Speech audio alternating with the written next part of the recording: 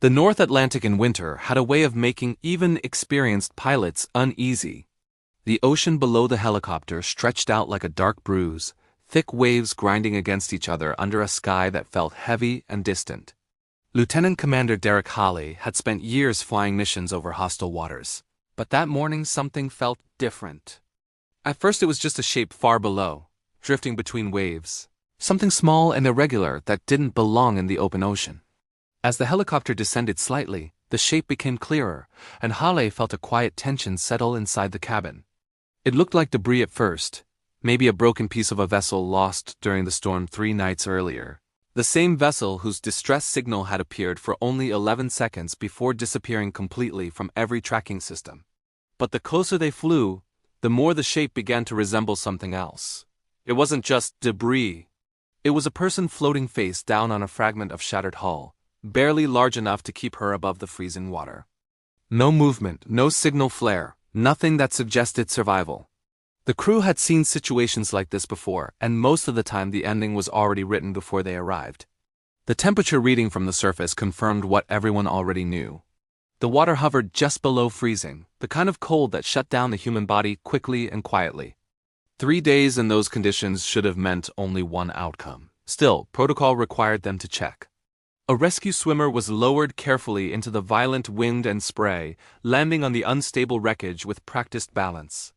For a few seconds, the radio remained silent as he approached the motionless figure, and inside the helicopter the crew watched closely, already preparing themselves for the confirmation they expected.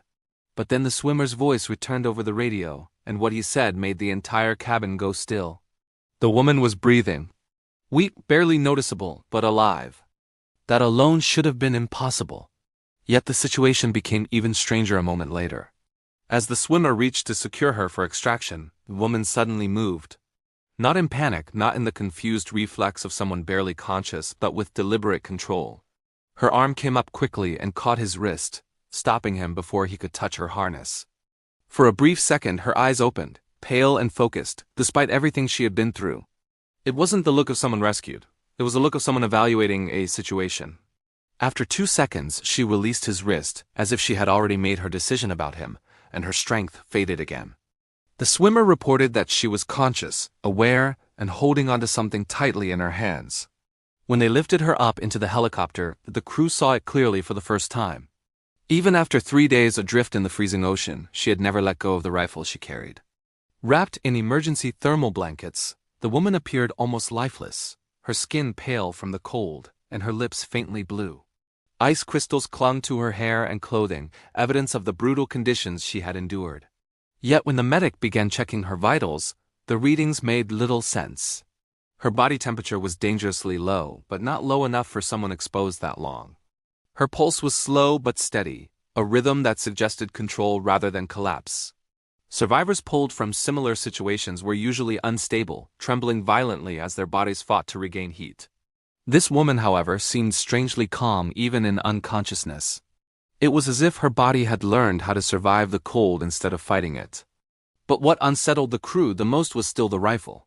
Her grip never loosened, not even when they moved her or secured her inside the aircraft. It wasn't the desperate grip of someone clinging to the last object they owned.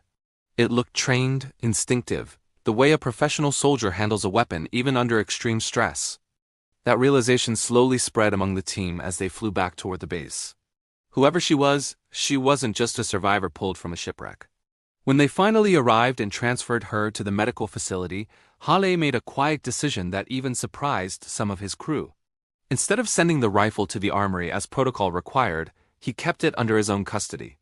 Something about it didn't sit right with him, and years of experience had taught him to trust that feeling. Under proper lighting, the weapon looked even more unusual. There were no serial numbers, no manufacturer markings, nothing that linked it to any known military or civilian design. The metalwork was precise, almost too precise, suggesting it had been built specifically for one person rather than mass-produced. It was a weapon designed to exist without a history.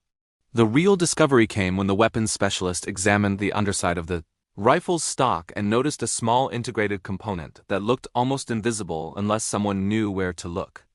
It wasn't attached later or modified into place. It had been built directly into the weapon itself, perfectly aligned with its structure. The device was small, dark, and completely unfamiliar, featuring a microport that didn't match any standard connection the team recognized. At first glance, it resembled a data module, something capable of recording information, but far more advanced than anything normally found on a rifle. That moment changed the atmosphere in the room completely. The woman floating in the ocean for 3 days suddenly became part of something far more complex than a rescue mission. As the team prepared a secure laptop to access the mysterious module, Hale found himself thinking about the brief moment when the woman had opened her eyes in the freezing wind and looked directly at the rescue swimmer. It hadn't been fear or relief that he saw in that look. It had been calculation.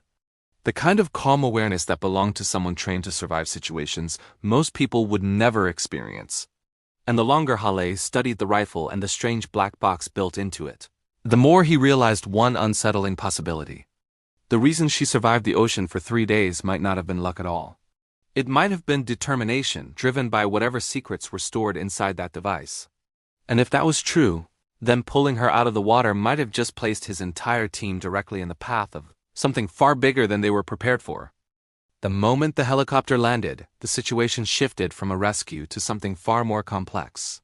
The woman was taken directly to the medical unit, surrounded by controlled urgency, but Lieutenant Commander Derek Hale's attention had already divided into 2 separate paths.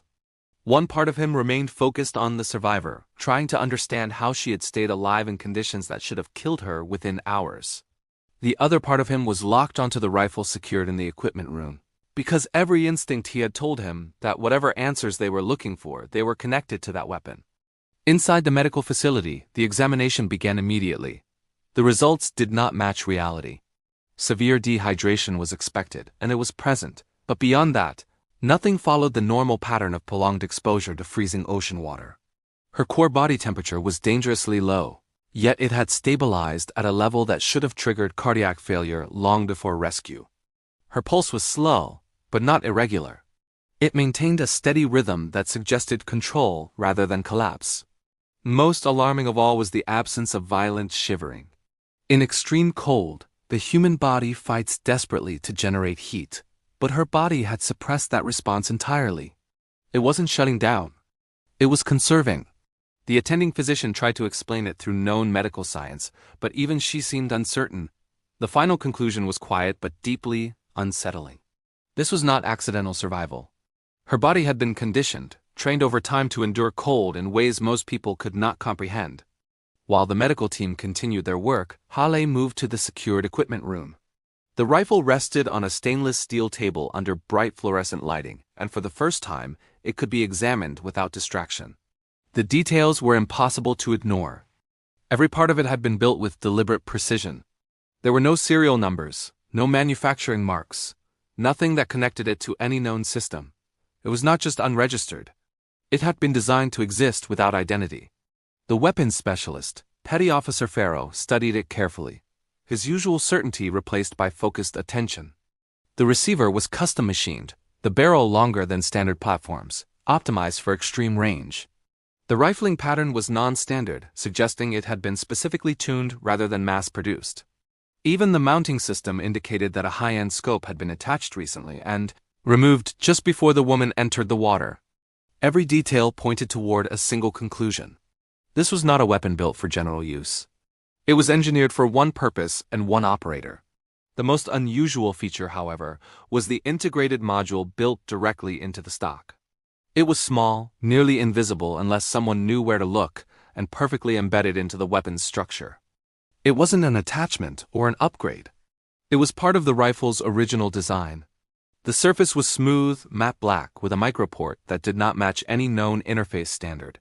Farrow immediately recognized it as some form of data storage system, but far more advanced than anything currently issued in military platforms. The challenge was accessing it. Without a compatible connector, the data inside would remain locked. Farrow improvised an adapter using available components, carefully assembling a makeshift connection that would allow the module to interface with a secured laptop. The process took time, and throughout it, Hale remained in the room, watching in silence. There was a growing sense that whatever was stored inside that device was the real reason behind everything that had happened. The missing vessel, the explosion at sea, the woman's refusal to let go of the rifle even while unconscious, All of it pointed toward the same conclusion. The answer was inside that module. When the connection was finally established, the laptop screen remained blank for several seconds before an encrypted interface appeared. It was immediately clear that the system had been designed to resist unauthorized access. Multiple layers of encryption protected the data, each one more complex than standard military-grade security. Pharaoh began working through them methodically, using a combination of technical expertise and tools he rarely explained. Minutes passed slowly, the room quiet, except for the faint hum of the equipment. Finally, one layer broke, then another, until the system began to reveal its contents. The data appeared in an organized structure that did not resemble anything typical. Each entry was labeled as a log, arranged chronologically. T-Air were 17 in total, spanning a period of over a year. At first glance, it resembled a detailed record of long-range shooting data. Each log contained precise information, including timestamps, geographic coordinates, atmospheric conditions, wind speeds at multiple altitudes, temperature gradients, humidity levels, and barometric pressure. It was the kind of data used by experts to calculate extremely difficult shots. However, one detail changed the meaning of everything. At the end of each log was a confirmation field. Every single one read the same. Confirmed hit. The atmosphere in the room shifted immediately. These were not training records. They were operational logs. Real shots taken under real conditions, each one documented with scientific precision. The level of detail was extraordinary. Whoever had used this rifle was not relying on instinct or approximation. They were calculating every variable, building a complete environmental model before taking the shot. Pharaoh scrolled through the logs slowly, verifying the integrity of the data. Everything was consistent. The environmental conditions matched real-world records. The calculations aligned perfectly with known ballistic principles. There were no signs of manipulation or fabrication. The data was real. When he reached the most recent log, the room grew even quieter. The environmental conditions were extreme. Arctic weather, heavy and sheer, unstable atmospheric layers, temperatures well below freezing. These were conditions where even experienced marksmen would refuse to take a shot. Yet the confirmation field remained unchanged. Confirmed hit. Hale stepped closer, his attention narrowing. The only detail left to check was the distance. When Pharaoh opened the field, the number appeared on the screen in simple, unremarkable text. 4,112 meters. No one spoke. The number alone was enough to challenge everything they knew. It exceeded known operational limits by a significant margin. Even the longest confirmed shots in history required near-perfect conditions and multiple attempts. This log indicated something entirely different. A single shot taken under extreme environmental instability, resulting in a confirmed hit at a distance that should have made accuracy impossible. The silence in the room became heavy as everyone processed the implication. At that distance, the bullet would remain in flight for several seconds. During that time, it would be affected by constantly changing wind patterns, temperature variations, and even the rotation of the Earth. Calculating all of those variables in real time required more than skill. It required an advanced understanding of physics and environmental modeling far beyond conventional training. Pharaoh continued analyzing the data, confirming its authenticity. Everything aligned perfectly. The shot was not an anomaly. It was a calculated result. Attention then shifted to the target field, which remained encrypted under a separate layer of security. Breaking it required additional time, and when it finally opened, a single name appeared. Hale recognized it instantly. The name belonged to a powerful figure within private defense networks, someone known for operating in areas beyond public oversight. A man surrounded by resources, protection, and influence. And yet, according to the data on the screen, he had been eliminated with a single shot from over 4 kilometers away. That realization changed everything. This was no longer about an extraordinary survivor or an advanced weapon. This was evidence of a systematic operation carried out over time, with precision and intent.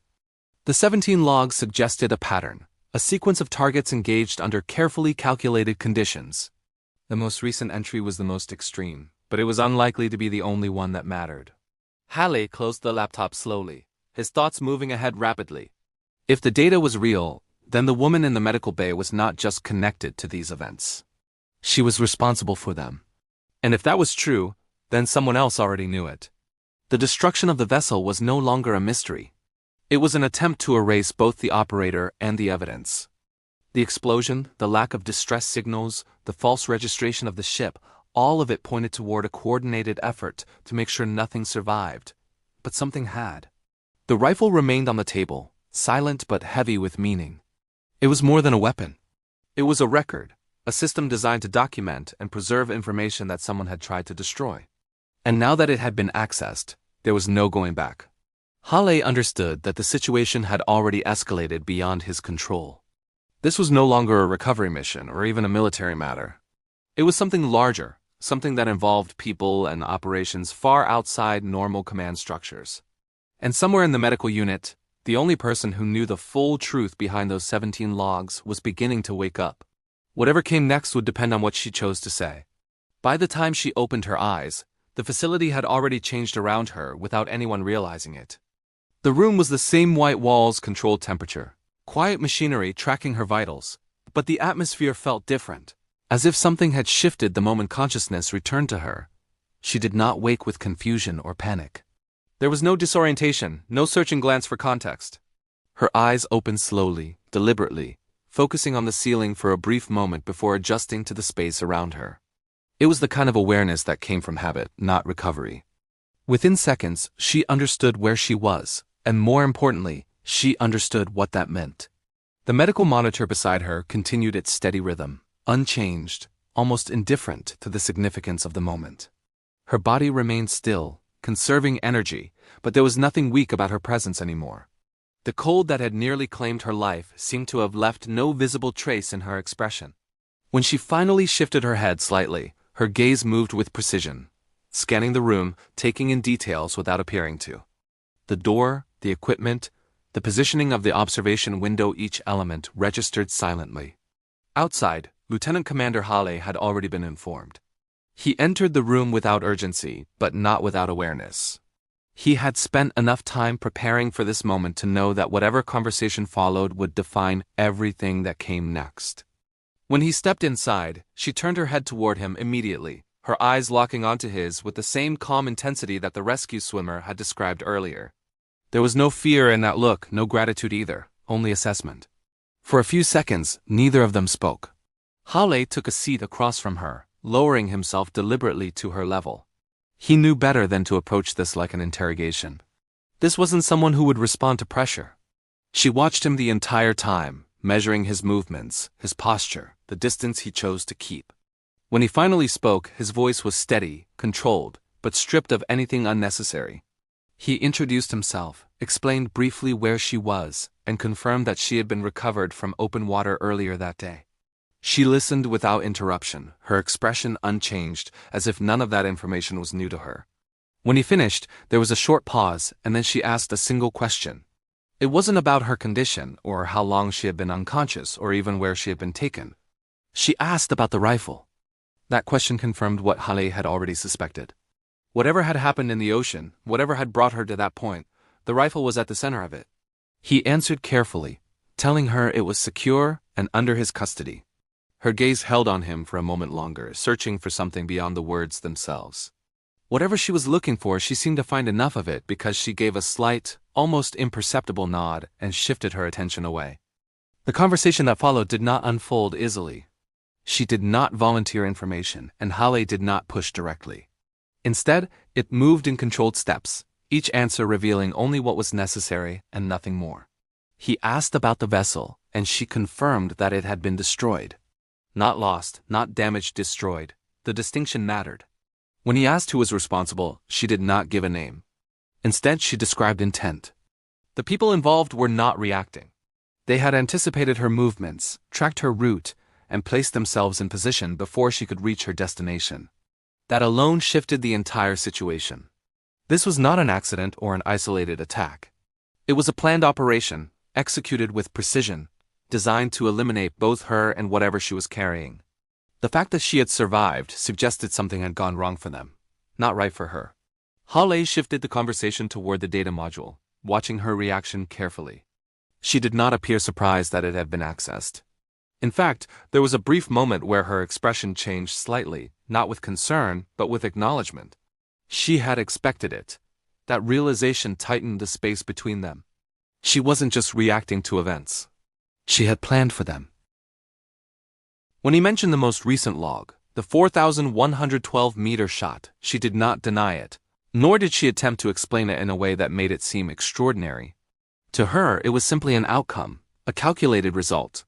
When Hale referenced existing records, she responded with a quiet certainty that made the comparison irrelevant. Records, in her view, were not limits. They were just numbers waiting to be exceeded under the right conditions. That answer revealed more than she intended. It showed the mindset behind the data they had uncovered. This was not someone who operated within known boundaries. She operated beyond them, where calculations replaced assumptions and precision replaced doubt. The conversation deepened slowly after that. Hale began to piece together fragments of her past. Though she never presented it as a story, it came in pieces controlled and measured. She had grown up within the system, moving through institutions designed to process individuals, not understand them. Her abilities had been identified early, not through chance, but through structured testing that highlighted patterns others could not see. Spatial awareness, predictive reasoning, the ability to process multiple variables simultaneously, traits that had drawn attention from the wrong kind of people. That attention had led to recruitment. Not official, not documented, but deliberate. A program that existed outside standard oversight had taken those abilities and refined them into something far more specific. Training had not begun with weapons, but with mathematics, physics, and environmental modeling. She had learned to understand systems before she was ever given the tools to act within them. By the time she was introduced to long-range shooting, it was not a skill she had to learn from the beginning. It was an extension of everything she already understood. Deployment had followed soon after. Missions were not presented as choices. They were parameters, objectives defined by others, executed with precision. For a time she had believed in those objectives. The targets had been presented as threats, individuals operating beyond the reach of conventional systems. That belief had held until the pattern changed. The shift had been gradual at first, almost unnoticeable. The nature of the targets evolved, moving away from clear threats toward individuals who represented obstacles to someone else's interests. The distinction became impossible to ignore when she was assigned a mission that did not align with anything she had been told before. The target was not a threat. There was no operational justification, only convenience. That was the point where the system broke for her. Refusal had consequences. Disappearance was not immediate, but it was inevitable.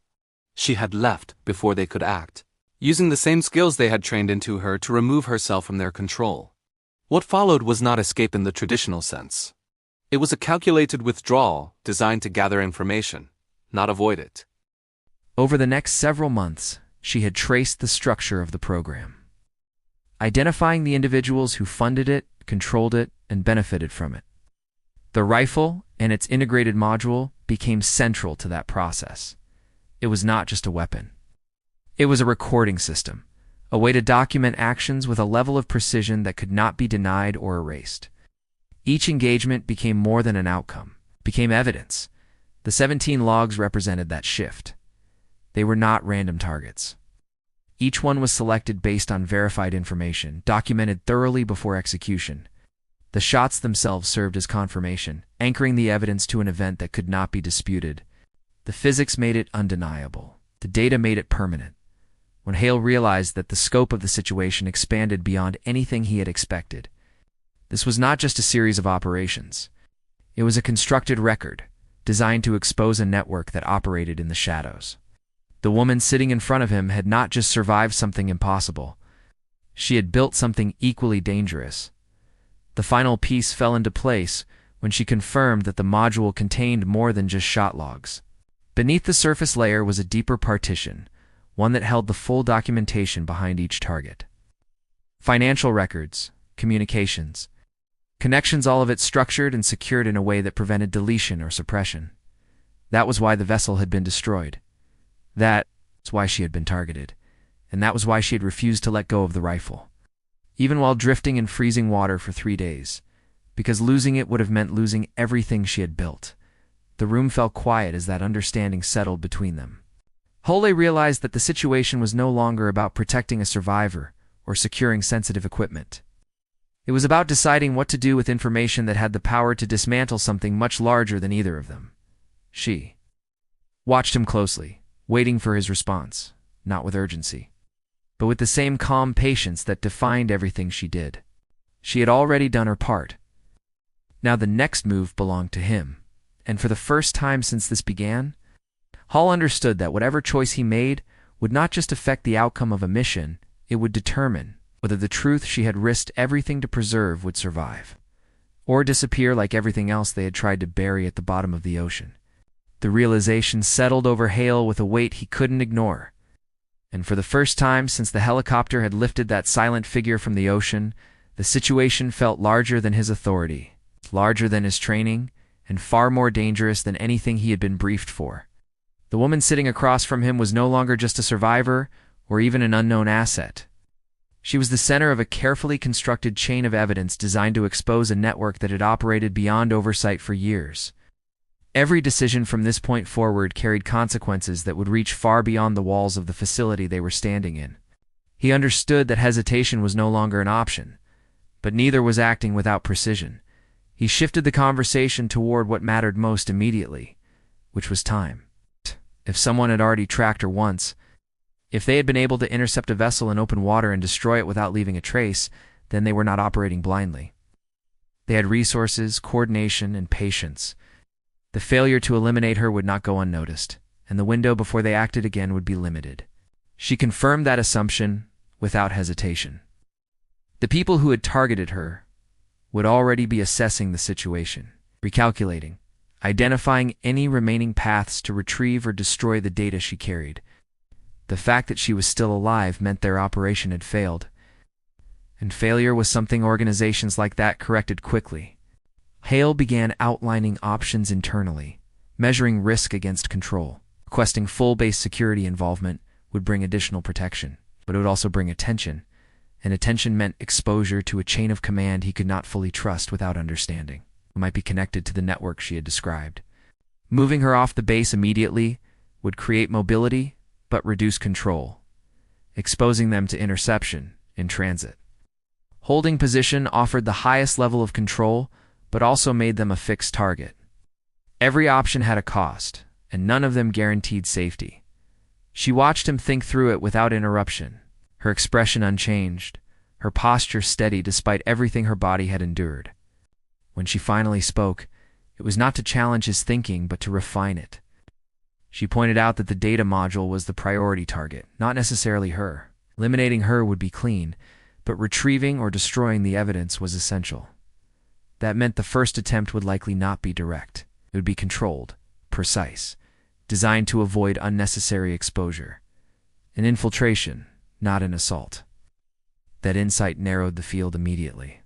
Hale moved quickly after that. The equipment room where the rifle and module were stored became the focal point of their defensive posture. Access points were reinforced, not just physically, but strategically. Secondary locks were added. Internal alarms configured to trigger before breach rather than after, or assigned based on the building's structural layout.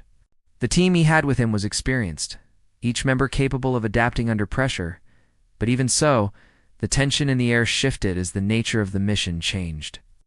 This was no longer about protocol. It was about anticipating an adversary they could not see. At the same time, Pharaoh continued working on the data. The initial logs had been accessed, but the deeper partition remained encrypted under a different structure. It was more complex, layered in a way that suggested it was never intended to be opened quickly. That detail alone confirmed its importance. Whatever was inside that partition was likely more significant than the logs themselves, and the logs had already revealed enough to change everything. Pharaoh estimated several hours at minimum before he could begin to break through it, possibly longer. Time became a measurable resource, something they could quantify, but not guarantee. Hale made a decision that carried its own weight. He initiated a secure transfer of the data they already had to an external contact he trusted, someone positioned outside the immediate chain of command, and therefore outside the potential influence of the network they were dealing with. The transmission was compressed, encrypted, and routed through a system that avoided standard military channels. It was a calculated risk. If the transfer succeeded, the information would exist beyond their control, making it harder to suppress. If it failed or was intercepted, it could accelerate the response against them. But waiting carried greater risk. Keeping everything contained in one place meant losing everything if that place was compromised. The woman acknowledged the decision without comment, but there was a subtle shift in her expression, something close to approval. It was not emotional, not relief, but recognition. He had acted without needing to be told, and that mattered to her in a way that words did not capture. His trust in her world was not built on reassurance. It was built on correct decisions under pressure. Hours passed with a controlled intensity that never fully relaxed. The facility remained quiet, but it was the kind of quiet that suggested something approaching rather than something absent. Communication channels were monitored continuously, environmental sensors adjusted to detect movement beyond normal parameters, and every member of the team operated with heightened awareness. No one spoke more than necessary. Every sound carried meaning. The first sign came not from direct observation, but from a signal. Pharaoh detected it during a passive scan, a narrow transmission on a frequency not assigned to any known military or civilian system in the region. It was brief, directional, and precise. It's a kind of communication used by trained teams operating without visibility. He tracked it for several minutes before it disappeared, but the conclusion was immediate. They were not alone. Hale absorbed the information without visible reaction, but internally the situation shifted again. Confirmation replaced assumption. The timeline accelerated. Whoever had attempted to eliminate her at sea had followed through, moving into position near the base, close enough to establish communication, close enough to act. The question was no longer if they would attempt retrieval or destruction. The question was when. He chose to hold position. The decision was not made lightly. Moving now would place them directly into the field where the opposing team already had awareness. Staying inside the facility allowed them to control access points, manage visibility, and force any approach into predictable channels. It turned the situation from pursuit into defense. And defense, when structured correctly, favored preparation over speed. The woman requested the rifle shortly after. Hale considered it carefully, weighing her condition against her capability. Physically, she should not have been ready. But everything about her since the moment she woke suggested that conventional assessments did not apply. He handed it over without ceremony. When she took it, there was no hesitation, no adjustment period. It settled into her grip as if it had never left. The hours that followed stretched into a long, controlled wait. Every minute carried tension, but also clarity. Positions were maintained, checks repeated, contingencies reviewed. The team did not know exactly how the opposing force would approach, but they understood the objective well enough to anticipate the method. Precision, control, minimal exposure. The first attempt came from the least expected direction, a service access point on the outer edge of the building. It was subtle, quiet, designed to test response rather than force entry. But it was detected early. Movement patterns, slight disturbances in the environment, just enough to trigger awareness before contact. The response was immediate but contained, forcing the approach to withdraw without revealing too much. The second attempt followed a different path, more refined, more direct. This time from above, using structural access that most would overlook. It demonstrated a level of planning that confirmed what they were dealing with. This was not an improvised operation. It was a professional team executing a controlled strategy. But again, the defense held. Anticipation met execution, and the attempt was repelled without escalation. After that, the silence returned. But it was not the same silence as before. It carried a different meaning now. It's not absence, but conclusion. The opposing team had reassessed.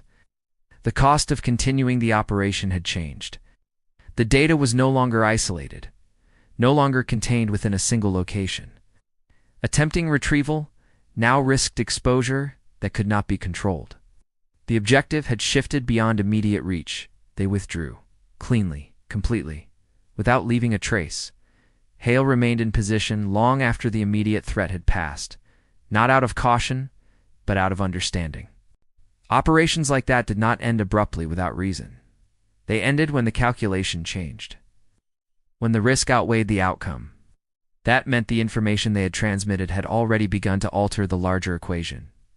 When the facility finally settled back into a controlled calm, the weight of what had happened became clearer. It had not just defended a position, they had disrupted an operation, forced a network to pause, to reconsider, to shift its focus inward rather than outward. The woman sat quietly with the rifle resting across her lap, her posture unchanged, her expression as steady as it had been since she woke. For her, this was not an ending. It was a transition. One phase completed, another already forming. Hale understood that now. Whatever this had started, it was no longer confined to a single location, a single night, or a single operation. It had moved beyond that. It wasn't over. The hours after the attempted breach passed in a strange, controlled stillness. The kind that follows a storm not because the danger has ended, but because it has shifted somewhere just beyond sight. Hale remained awake long after the rest of the team had rotated through brief recovery cycles, his mind replaying every detail of the night, measuring each decision, each movement, each response. The fact that the opposing team had withdrawn without escalation confirmed something critical. This was not a force that acted impulsively. They calculated, adjusted, and withdrew when the situation no longer favored them. That meant the conflict had not ended. It had simply moved into a different phase. Inside the secured room, the rifle remained on the table between Hale and the woman who called herself Claire. The name still felt incomplete, like a placeholder rather than an identity, but it was the only one she had offered, and he understood instinctively that pressing for more would not produce answers. She sat with the same composed stillness she had shown since waking, her presence unchanged by the events of the night. There was no visible fatigue, no sign of stress, no residual tension from the attempted infiltration. It was as if everything that had happened fit within her expectations, as if the timeline unfolding around them was something she had already calculated long before she ever stepped onto that vessel. Pharaoh continued working in the adjacent room, focused entirely on the deeper partition within the module. The initial data had already proven its significance, but this second layer carried a different weight. It was not designed for quick access or immediate use. It was built to remain hidden until the right moment, secured under a level of encryption that suggested its contents were not just sensitive but critical. Each attempt to break through it required precision, patience, and time was the one variable they could not fully control. Hale watched Claire for a long moment before speaking again, not to question her past, but to understand what came next. She responded in the same measured way she always had, her answers precise but never excessive. The data that had already been transmitted was only the beginning. The files linked to the 17 logs were enough to initiate action, enough to expose key individuals and begin unraveling parts of the network, but they were not the full structure. The deeper partition held the complete record, the foundation beneath everything else. Without it, the network could adapt, isolate losses, and survive. With it, the system could be dismantled entirely. That distinction sharpened Hale's understanding of the stakes. This was no longer about protecting a witness or securing evidence. It was about preserving something that had the potential to end an entire structure built over years. And structures like that did not collapse quietly. They resisted. They redirected. They sacrificed pieces of themselves to survive. Claire explained that the network they were dealing with was not centralized in the way most organizations were. It did not rely on a single command point or a fixed hierarchy. It functioned more like a distributed system, with nodes that operated independently but remained connected through shared interests and controlled information. Removing one node did not break the system, it forced it to reconfigure. That was why her approach had been different. Instead of targeting the structure directly, she had targeted the individuals who maintained its balance, those whose removal would create instability across multiple connections. Each engagement had been selected not just for its immediate impact, but for its position within the larger system. The pattern was deliberate, spaced out over time to avoid detection, each action creating a small shift that only became visible when viewed as a whole. The 17 logs represented that pattern. But they were only a portion of it. When Hale asked how long she had been building this, her answer came without hesitation. Longer than the data suggested. The documented phase had been recent, structured for exposure and accountability, but the process itself had begun much earlier. The implication was clear. What they had seen so far was only the visible layer of something much deeper. Pharaoh's voice eventually broke the silence from the adjacent room, calling Hale over briefly. Progress had been made on the second partition, but it was slow. The encryption was adaptive, shifting patterns in response to each attempt, requiring a different approach with every step forward. It was designed not just to protect data, but to resist analysis. Still, Pharaoh believed it could be broken with enough time. The question was whether they would have that time. Halle returned to Claire with that information, and she acknowledged it with a slight nod, as if the outcome had always been expected. She did not ask how long it would take. She already understood the variable. Instead, she shifted the focus to movement. Remaining in the same location had served its purpose during the initial response, but it was no longer viable. The opposing network had already demonstrated its ability to reach them once. Even with the failed attempts, the position was compromised. Staying longer increased the risk of a more aggressive response. Halle had reached the same conclusion. The difference now was that the decision could no longer be delayed. They needed to move, but movement introduced its own risks. Any transition between locations created exposure, and exposure was exactly what the opposing network would be waiting for. The route, timing, and method would have to be calculated with the same precision Claire applied to everything else. She contributed to that planning without hesitation, her understanding of tracking methods and operational behavior narrowing the options quickly. Direct routes were eliminated immediately. Predictable patterns were avoided entirely. The path they chose would not be the fastest or the most efficient. It would be the least expected. Movement would occur in stages, using misdirection rather than speed, creating uncertainty rather than distance. The destination itself had already been determined indirectly. The initial data transfer had gone to a contact outside the immediate chain of command. Someone positioned within a system that could not be easily influenced by the network they were exposing. That contact represented the first step, but not the final one. The full dataset, once decrypted, would need to reach a place where its impact could not be contained or redirected. A legal structure with international reach, insulated from localized influence. A place where evidence carried weight beyond politics or private control. Claire did not name it immediately, but Halle understood the implication. The path they were on was leading toward a level of exposure that would force the network into the open. And once that happened, there would be no controlled resolution. It would become public, undeniable, irreversible. The team began preparing for movement with quiet efficiency. Equipment was minimized, only essential components selected.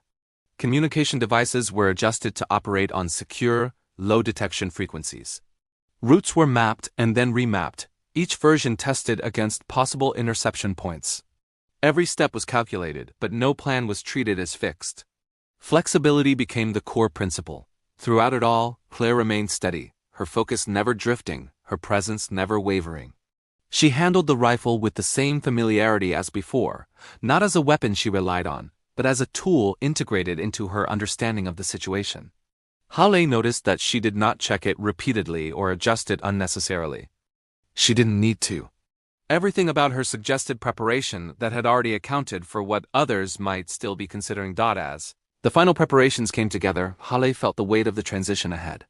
They were leaving a controlled environment for uncertainty, carrying information that had already triggered a response from a network capable of operating across borders and systems. The margin for error would shrink with every step forward. Claire stood near the doorway as the team completed their final checks, her posture unchanged, her expression calm but focused. When she finally looked at Halle, there was no hesitation in her gaze, no question about what came next. She had already accepted the path ahead long before he had. The operation had moved beyond reaction. Now it was about execution, and this time they would not be waiting for the next move. They would be making it. The transition from a secured position to open movement began without announcement, without urgency, and without any visible signal that something significant was happening. That was deliberate. Speed created patterns, and patterns could be tracked. Instead, the shift unfolded in stages so subtle that to an outside observer, nothing would appear different until it was already too late to react. Halle coordinated the departure through layered timing, sending small, controlled movements across different parts of the facility, each one disconnected on its own, but aligned when viewed as a whole. Equipment was relocated in pieces, personnel shifted positions under routine pretexts, and by the time the final step came, the operation was already in motion. Claire moved with the same quiet efficiency, carrying nothing unnecessary, her focus entirely forward. The rifle remained with her, not displayed, not concealed in any obvious way, but integrated into her movement as naturally as her own posture. There was no hesitation in her steps, no indication of physical strain, despite what her body had endured. Halle had stopped questioning that part. Whatever training had shaped her had removed the limits he was used to measuring. They exited through a service route rather than a primary access point, choosing a path that avoided surveillance clusters and predictable traffic. The air outside was colder than it had been hours earlier, the kind of cold that sharpened every sound and slowed every movement that wasn't deliberate. Vehicles had been positioned in advance, but not in a single location. That would have been too easy to track. Instead, the team split briefly, converging again only when necessary, maintaining separation long enough to avoid presenting a single, identifiable target. The first phase of movement relied on misdirection. One vehicle left the perimeter in a direction that suggested a direct route toward a known transit point, carrying minimal personnel and no critical assets. It moved quickly, just enough to attract attention if anyone was watching. At the same time, Hao and Claire moved in the opposite direction using a secondary vehicle that blended into routine operational traffic. The difference in speed, timing, and route created uncertainty, forcing any observer to choose between targets without full information. Claire remained silent throughout, but Hale could sense her awareness shifting constantly, not scanning in the obvious way, but processing the environment in layers.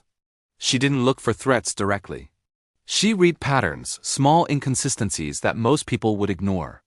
A vehicle maintaining distance too consistently, a change in traffic flow that didn't match the time of day, subtle indicators that suggested observation rather than coincidence. Each one registered, analyzed, and either dismissed or stored for later. The road stretched out ahead under low gray light, visibility limited but stable. Hale maintained a controlled speed, avoiding sudden changes that might signal urgency. The key was to appear unremarkable, to move as if there was nothing worth following. That illusion held for the first hour, long enough to create distance from the initial point of departure, but distance alone did not equal safety. The opposing network had already demonstrated reach and patience.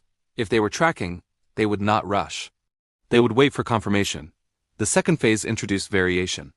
Routes shifted again, moving off primary roads onto less predictable paths that reduced visibility but increased control.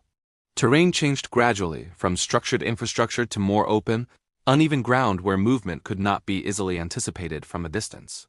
The vehicle changed once more, executed quickly and without pause, transferring from one controlled asset to another in a location chosen for its lack of surveillance coverage.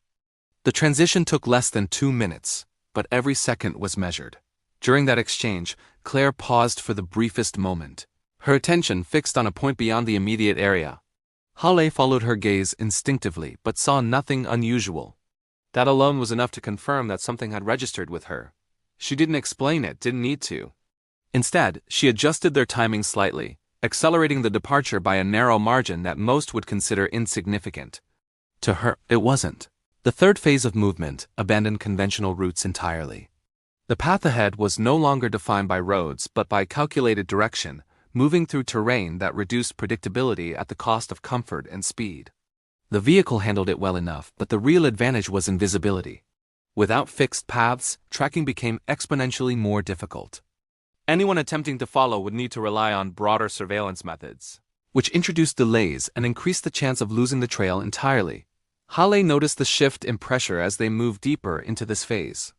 It wasn't visible, but it was there, an underlying tension that came from knowing that any mistake now would not be corrected easily. The margin for recovery had narrowed. Every decision carried weight, every adjustment mattered. Claire remained composed, her attention never drifting, her movements minimal but precise. She did not check behind them repeatedly or scan the horizon in wide arcs. Instead, she processed continuously, her awareness functioning more like a system than a reaction. Hale began to understand that her strength wasn't just in execution, it was in anticipation. She didn't wait for threats to appear. She reduced the probability of them appearing at all. Midway through the second hour, Pharaoh's voice came through the secure channel, his tone controlled but carrying a shift that demanded attention. Progress had been made on the second partition. Not a full breakthrough, but enough to confirm its structure. The data within was far larger than expected, layered in segments that suggested long-term accumulation rather than recent compilation. This wasn't just an extension of the existing logs. It was an archive. That information changed the stakes again. Hale processed it quickly, adjusting their priorities. The data they already had was enough to trigger action, but the archive represented something else entirely. It was the foundation of everything Claire had built, the complete record that could not only expose individuals but dismantle the system that supported them. Protecting it became the primary objective. Even above their own movement, Claire acknowledged the update with a slight shift in expression. Not surprise, but confirmation. She had always known what was in that partition. For her, it wasn't new information. It was validation that the process was moving forward. The final phase of movement approached as the terrain opened slightly, offering a transition point toward their next objective. This was the most vulnerable moment. Movement from unpredictability back into structured space always carried risk. It required precision in timing and execution, leaving little room for error. Halle slowed the vehicle marginally, not enough to draw attention, but enough to create space for observation. Claire's focus sharpened further, her attention narrowing as they approached the transition zone. For a brief moment, the world seemed to hold still, every variable aligning into a single point of decision. Then she spoke, her voice quiet but absolute. Something was wrong. It wasn't visible yet, not in the way most people would recognize. There were no obvious signs, no direct threats, no movement that could be clearly identified. But the pattern had shifted. Small details, barely noticeable on their own, had aligned in a way that broke the expected flow. To anyone else, it would have looked normal. To her, it was enough. Halle trusted that instinct without question. He adjusted immediately, altering their approach before the transition could fully expose them. The route shifted again, not drastically, but just enough to avoid the points she had identified. The change was subtle, but it removed them from the path that had been anticipated. Minutes passed. Nothing happened. No pursuit. No interception. No visible response. But the absence of action did not mean the absence of threat. It meant something else. It meant that whatever had been waiting for them had not been triggered. It meant that the adjustment had worked. Claire leaned back slightly, her posture relaxing by the smallest degree. It wasn't relief. It was confirmation. They had just avoided something they were never meant to see. Halle felt the weight of that realization settle in. The opposing network was still there, still active, still calculating. But for the first time since leaving the facility, they were no longer reacting. They were staying ahead. The vehicle continued forward, the path ahead uncertain but controlled, the next phase already forming in Hale's mind. This was no longer a simple movement from one location to another. It was a dynamic operation, shifting in real time, guided by calculation, adaptation, and the quiet precision of someone who had already survived far worse. And as the distance between them and the last known threat increased, Halle understood one thing with complete clarity. This was not an escape. It was a calculated advance toward something much bigger. The transition point came without warning. Just a gradual shift in the landscape that signaled they were moving out of isolation and back into structured territory, where movement was easier but visibility increased in equal measure. Halle adjusted their pace carefully, balancing speed against exposure, knowing that this phase would demand more precision than anything they had done so far. The terrain ahead offered routes, but routes meant predictability, and predictability was where mistakes became visible. Claire remained silent, her attention fixed beyond the immediate path, processing distance, timing, and possibility as if she were already calculating the next 3 moves ahead. Pharaoh's updates continued through the secure channel, his voice steady but carrying the quiet intensity of someone working against a moving deadline. The second partition was beginning to open in fragments, not fully accessible yet, but enough to reveal its scale. The data was layered far deeper than expected, not just a continuation of the 17 logs, but a structured archive that extended back years. Names appeared briefly before being re-encrypted by the system's internal protection, identifiers linked to locations across multiple regions, all connected through patterns that suggested coordinated activity rather than isolated incidents. It was becoming clear that what Claire had built was not just evidence. It was a map of an entire network. Halle absorbed the information as they moved, adjusting priorities again. The objective was no longer simply to reach a safe contact. It was to ensure that what they carried could not be contained, no matter what happened to them. That understanding shifted his approach from protection to distribution. If the data could be replicated, segmented, and transmitted across multiple secure points, then no single failure could erase it. The problem was time. Decryption was still incomplete, and transmitting partial data carried risks of misinterpretation or loss of context. They needed enough of the structure intact to make it undeniable. Claire acknowledged that constraint without needing it explained. Her focus narrowed further, her awareness sharpening as they approached the outer boundary of their current movement phase. The next step required coordination with an external contact. Someone positioned far enough outside the operational network to act without interference, but close enough to receive and act quickly. The location had been selected for that balance, a place where visibility existed but control could still be maintained for a short window. As they entered the designated zone, Hale slowed the vehicle again. Not enough to signal hesitation, but enough to create space for observation. The environment shifted subtly. More infrastructure, more movement, more variables that could not be fully controlled. This was where the operation became most vulnerable. Isolation had protected them from direct interference. Exposure introduced uncertainty. Claire's posture changed almost imperceptibly. Her focus became more precise, her attention filtering out unnecessary detail and locking onto patterns that mattered. Hale had learned to recognize that shift. It meant she was no longer just observing. She was actively analyzing for immediate threat. The contact point came into view gradually, not marked, not obvious, just another structure within the environment that carried no visible significance. That was intentional.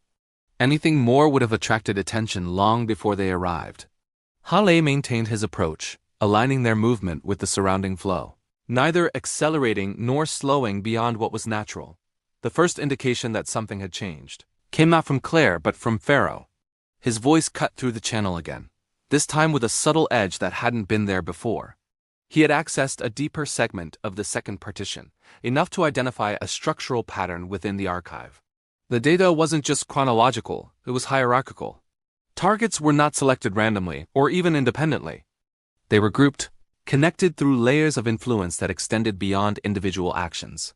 Hale processed that quickly, understanding the implication. The 17 logs they had already seen were not the primary structure. They were a surface layer, visible points connected to something far larger beneath. The archive revealed relationships, dependencies, chains of influence that tied individuals together into something resembling an ecosystem rather than an organization. Claire confirmed that interpretation without hesitation. The network had never relied on a single point of failure because it was never built that way. It functioned through interconnected influence, where removing one element shifted pressure to another. That was why her approach had focused on patterns rather than positions. Disrupting the structure required understanding how it adapted, not just how it operated. As Hale absorbed that, the situation sharpened further. What they carried was not just evidence of wrongdoing. It was a blueprint of how that wrongdoing sustained itself. In the wrong hands, it could be used to dismantle the network. In the right hands, it could be used to control it. That realization tightened the timeline again. They reached the contact point without incident, but the absence of interference did not bring relief. It introduced a different kind of tension. The opposing network had already shown its ability to act. The lack of response now suggested one of two possibilities. Either they had lost track or they had chosen not to engage. Claire did not believe in coincidence. The exchange was executed quickly and without unnecessary movement. The contact, a man whose presence carried the weight of authority without needing to display it, received the initial data transfer through a secured system that bypassed conventional channels. He did not ask questions immediately. He understood the nature of what he was receiving well enough to recognize its significance without explanation. Hale watched the transfer complete, aware that this moment marked a shift they could not reverse. Once the data left their control, it became part of a larger process that would move beyond them, beyond the immediate risks they faced. It would enter systems designed to analyze, verify, and act on information at a scale far greater than any field operation. Claire remained focused until the final confirmation appeared, her attention fixed on the process rather than the outcome. Only when it was complete did she allow a slight shift in her posture, not relaxation, but acknowledgement that one phase had ended. But the operation itself was not finished.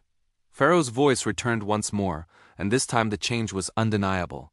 He had accessed a deeper layer of the archive, far enough to reveal something that altered the entire structure they had been working within.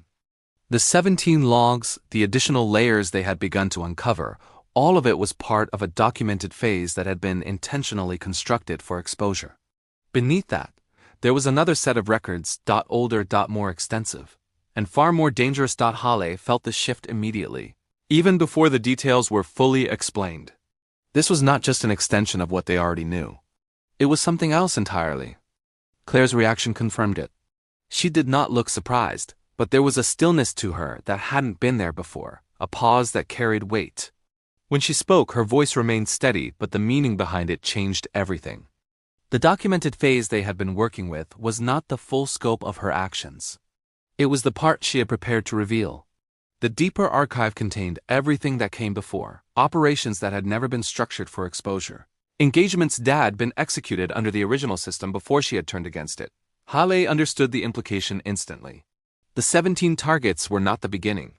They were the transition. The real scale was still hidden. Claire confirmed it without elaboration. The archive extended back years, covering operations that had shaped the network long before she had begun dismantling it. It contained evidence, but also something else. Patterns that showed not just who had been targeted, but why, how decisions had been made, how influence had been applied and maintained over time. It was not just a record. It was the history of the system itself. The contact who had received the initial data understood enough to recognize that what he had just been given was only a fraction of the full picture. His attention shifted between Hale and Claire, measuring the situation, recalculating his own role within it. He did not need to ask what came next. The answer was already forming. The operation had escalated beyond containment. What they were carrying was no longer just evidence, was leverage on a scale that could reshape entire structures. And now, for the first time since this began, the path ahead was no longer just about survival or exposure. It was about deciding what to do with the kind of power that could not be undone once released. The tension that had been simmering beneath the surface now rose into something tangible. A pressure that pressed against every decision and every movement. Hale felt it first, a tightness along his shoulders and a subtle tightening in his jaw, a signal from his body that the stakes had shifted again.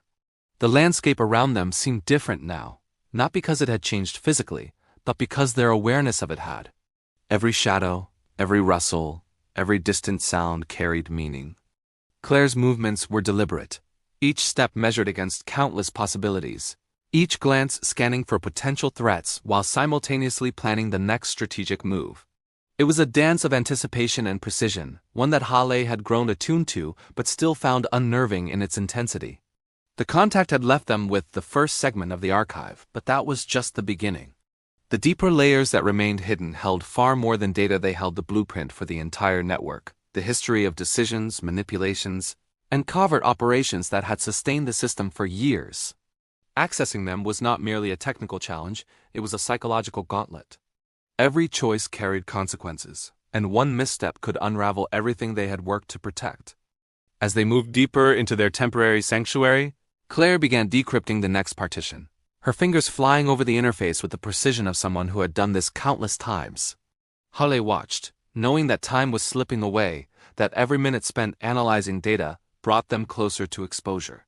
Outside, the world continued as usual, unaware of the storm that was quietly gathering within the layers of coded information they now held. The deeper archive revealed connections that spanned continents, showing how influence was wielded, decisions were enforced, and loyalty was extracted. Individuals who had appeared insignificant in earlier logs now emerged as pivotal players, their actions echoing through the network in ways that were both subtle and devastating. The realization struck Hale with a cold clarity. This was not just an operation, it was a revelation. And revelations had a way of changing everything. Claire moved through the data methodically, her mind tracing patterns, highlighting nodes, and mapping connections that Hale couldn't yet see fully, but instinctively understood were critical. Each discovery brought with it a new wave of tension, a reminder that the information they held could not be confined once unleashed. They had prepared for exposure, for confrontation, but they had not yet prepared for the scale of the consequences that this archive could precipitate.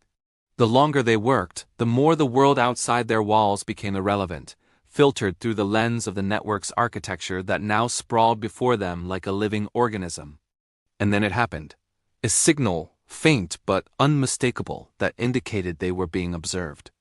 Not physically, not yet, but through the systems that still connected them to the network they were dismantling. Someone, somewhere, had noticed the activity, and the realization hit both of them simultaneously. Their sanctuary was compromised, not by intrusion but by detection. Claire's eyes narrowed, her fingers pausing mid-operation, assessing, recalibrating. Hale felt the weight of that moment, knowing that every second now carried exponential risk.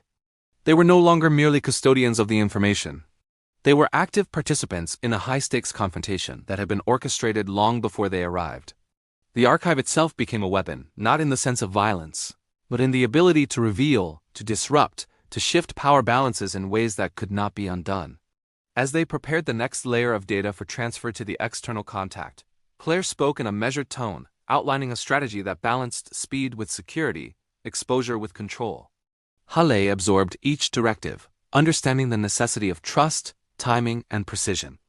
Outside, shadows moved differently now, the environment carrying the subtle cues of surveillance, the almost imperceptible markers that indicated eyes on their position. Every movement, every choice of transmission path, every sequence of decryption mattered. And then the first attempt came, an intrusion not into their physical space, but into their systems.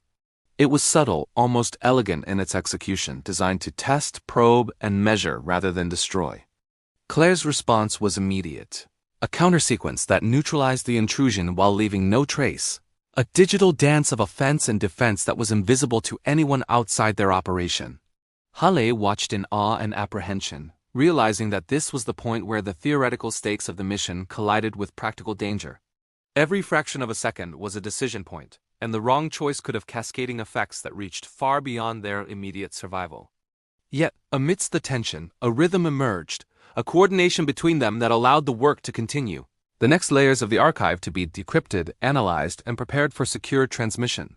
They moved through it like surgeons, cutting away the extraneous, focusing on critical nodes, ensuring that every piece of information was intact, verifiable, and actionable. And as the hours passed, the magnitude of what they were handling became undeniable. The network they had been dismantling in part now revealed itself as a complex organism, capable of adaptation, of resilience, of retaliation. They were navigating a system that had been built over decades, designed to survive scrutiny, and yet here they were, uncovering its architecture, mapping its vulnerabilities, and preparing to expose it.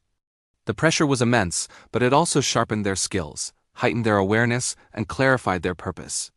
By the time the final segment of the partition was ready for transmission, both Claire and Halle were operating at the limits of endurance, yet with a focus and determination that left no room for error. The final confirmation of the transfer sent ripples of relief through the operation, but there was no time for celebration. The network had noticed, and its response would be swift, calculated, and potentially devastating. Every precaution they had taken, every step of preparation, every contingency plan would be tested in the next phase, where exposure became confrontation and information became the fulcrum of survival. The room, once a sanctuary, now felt like the calm before an inevitable storm, a place where decisions carried the weight of consequence, and where the next move would determine not only the outcome of the operation, but the balance of power that the network had maintained for so long. Halle and Claire exchanged a brief glance, a silent acknowledgement that they were ready, that whatever came next would require every ounce of skill, courage, and intelligence they possessed. The operation had escalated beyond control, but in that escalation lay opportunity. They had the tools, the knowledge, and the determination to act, and now it was a matter of execution. One misstep could undo everything, but one precise move could shift the equilibrium entirely. And both knew the line between disaster and triumph had never been finer. Every moment from here on demanded absolute clarity, unwavering focus, and an unflinching commitment to the mission. The stakes were at their highest, the confrontation imminent, and the consequences unavoidable. The final hours had arrived, and with them, a weight that settled over Halle and Claire, heavier than anything they had faced before. Every decision, every maneuver, every moment of preparation now culminated in a single decisive arc. The network they had been unraveling for weeks or perhaps months, though time had begun to blur in its intensity, was responding with precision, as though it were a sentient entity aware of every move they had made. Alarms they couldn't see pulsed through the systems, subtle but unmistakable, and Halle felt the prickle along his spine, the instinctual warning of imminent exposure. Claire worked with relentless efficiency, her fingers dancing across the interface, deploying countermeasures, rerouting access points, and ensuring that the critical data would reach the external contact safely. The room was a nexus of controlled chaos. Monitors flickered with streams of decrypted information, cables snaked across the floor like veins of a living organism, and the faint hum of processors underscored the tension that had become almost tangible. Every once in a while, Hale would pause to survey the room, taking in the scope of what they had achieved. The enormity of the archive now in their hands and the danger that accompanied it. This was no longer a mission. It was a confrontation between human resolve and a machine intelligence that had evolved through layers of secrecy, manipulation, and calculated precision. The first breach attempt came like a shadow, quiet, almost polite, probing the edges of their defenses, testing the limits. Claire intercepted it immediately, her response flawless, but the encounter reminded them both that the network was not just data. It was awareness, anticipation, strategy. Hale felt the tension in his chest tighten, the knowledge that any misstep here could undo everything, and that there was no retreat. The stakes extended beyond survival. They were custodians of truth, arbiters of exposure, and the consequences of failure were unimaginable. And then, amid the flurry of activity, the first transmission completed. The external contact acknowledged receipt of the initial segment of the archive. Relief washed briefly over them, but it was fleeting. There was no time to linger in triumph because the network's counteraction had already begun in earnest. Nodes that had seemed dormant flickered to life, anomalies erupted across systems, and a digital presence they couldn't fully trace began to assert control, probing for vulnerabilities, exploiting every possible opening. Claire's hands never wavered, moving with the speed and precision of someone who had trained for this exact moment. But Hale realized with a chilling clarity that they were engaging not just a machine, but an intelligence shaped by human design, one that had anticipated disruption and had prepared its own defenses with ruthless foresight. They were locked in a silent battle, a confrontation without physical violence, but with stakes that could ripple outward to shatter lives, institutions, and the delicate balance of power that had been maintained in secrecy for decades. The room seemed to shrink around them as the hours passed, each second a measure of tension and resolve.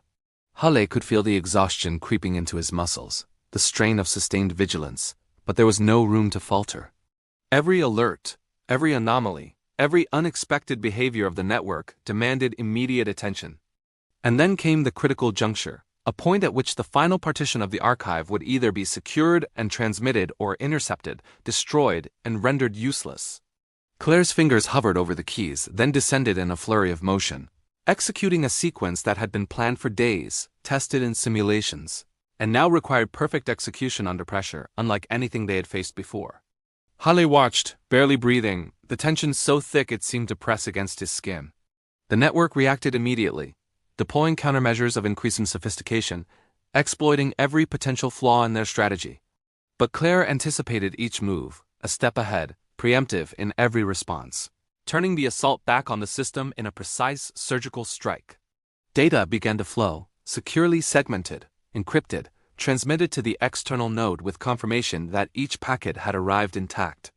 The relief that had been so distant surged briefly, but it was tempered by the knowledge that the network was far from neutralized. Exposure had consequences, and those consequences would ripple outward, drawing attention, retaliation, and scrutiny. Hale and Claire moved to the final stage, the extraction from the physical site. Every motion had to be precise, every route planned to avoid detection, every contingency accounted for.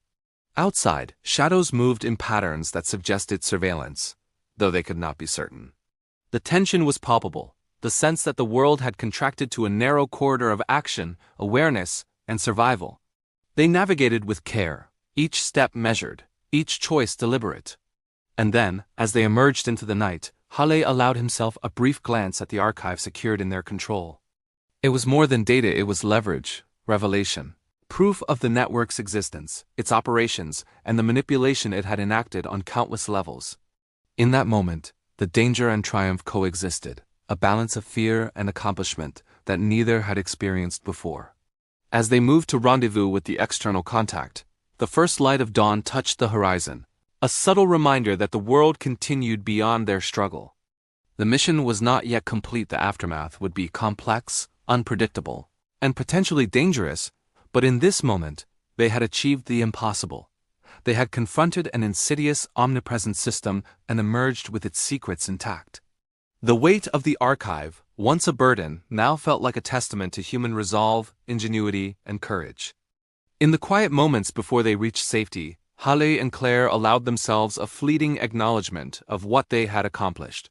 A silent recognition that while the network would continue to exist, its power had been challenged, its secrecy compromised, and its influence called into question.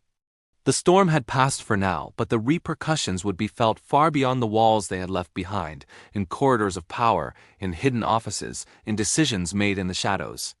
And as they disappeared into the dawn, blending with the waking world, they carried with them not just the archive, but the knowledge that they had shifted the balance, however temporarily, and that their actions would echo in ways both immediate and enduring.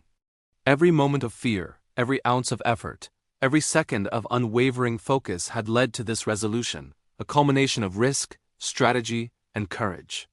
They were exhausted, yes, but victorious in the sense that mattered most. The truth was in their hands. The mission had succeeded, and the world had been irrevocably altered by what they now held, ready to reshape the power dynamics that had long been hidden from view.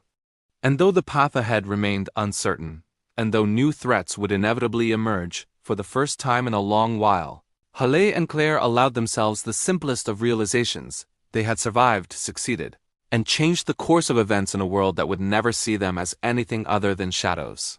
Ghosts moving unseen, yet holding the keys to a truth that could not be silenced.